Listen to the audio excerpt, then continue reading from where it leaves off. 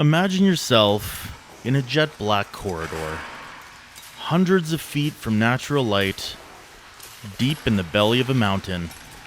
So deep, in fact, you'd think that Satan himself were behind the next boulder, welcoming you to hell. Frightening, isn't it? That's the reality for one of the oldest professions of humankind, mining. Tonight I'd like to talk to you about the Tommyknockers, underground, gnome-like creatures that appear quite frequently in stories from all over the UK and the rest of the globe.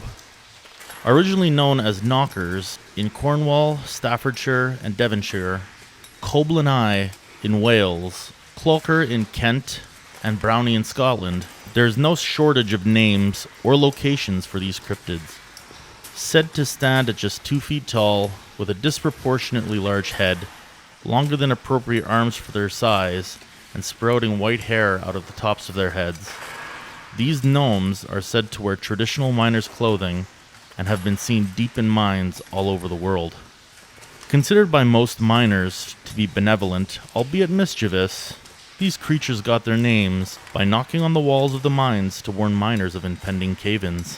When not preemptively saving miners from doom, these mischief makers were known to steal unattended tools and unattended food.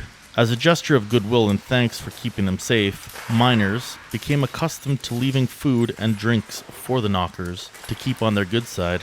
At the turn of the 19th century, many miners emigrated across the pond for a better life in North America.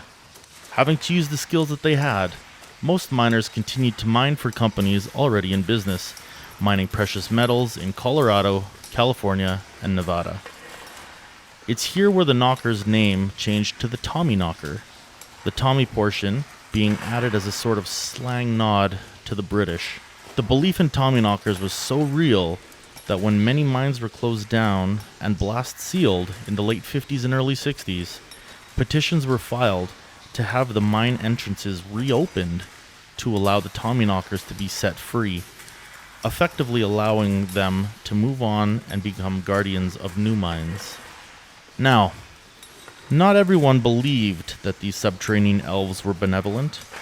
There were those who believed that the Tommyknockers would call out the name of a lone miner or imitate the voice of a child in order to lure victims deep into the abyss of the mine system, where they would inevitably meet their demise.